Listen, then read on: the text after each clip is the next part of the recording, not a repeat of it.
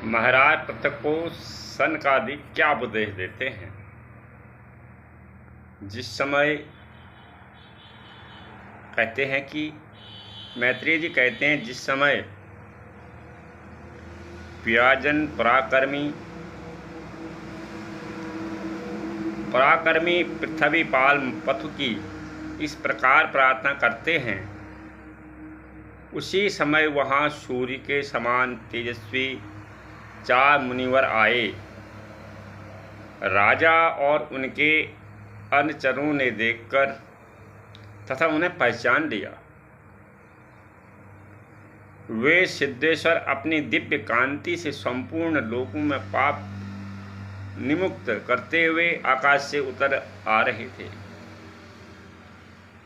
राजा के प्राण सनकादिकों को दर्शन करते ही जैसे विषय और जीव विषयों की ओर दौड़ता है,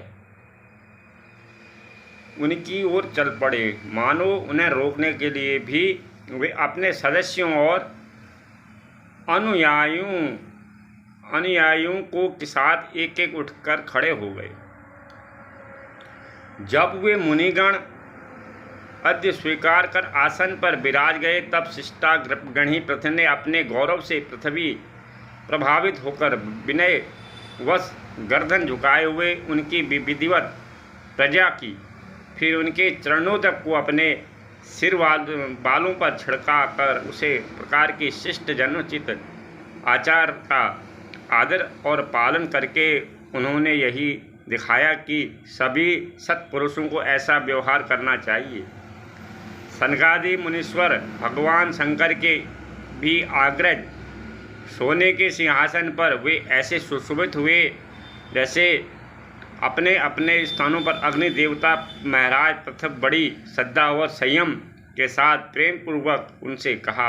पृथ्वी जी ने कहा, मंगल मूर्ति मुनीश्वर, आपके दर्शन और योगियों को भी दुर्लभ हैं।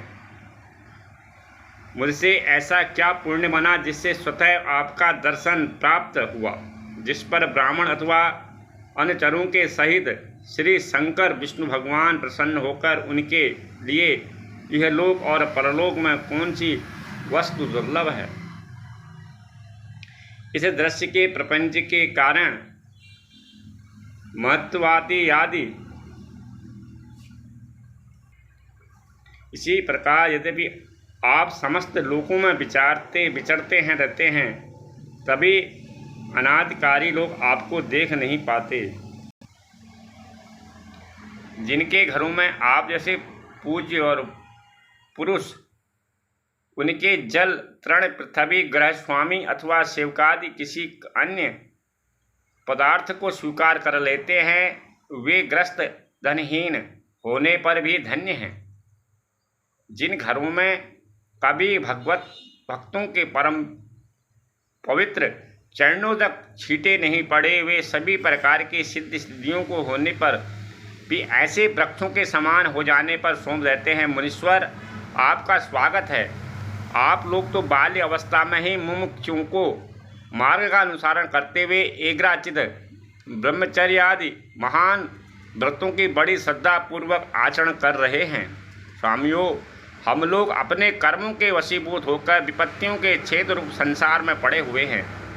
केवल इंद्रियां संबंधी भगवों को परम पुरुषार्थ मान रहे हैं। सो क्या हमारे निस्तारक का कोई उपाय नहीं है?